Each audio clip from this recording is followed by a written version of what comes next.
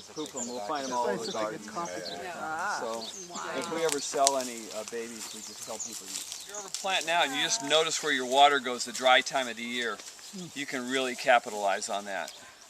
And we have, and it's we're going to prune them properly. Okay.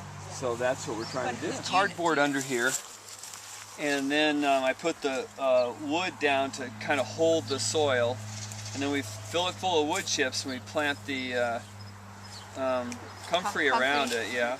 Avocado have a lot of nutrients, and like Jim was saying, the roots are going to go toward the nutrients. That's a Haas avocado, so that avocado tree is getting special treatment.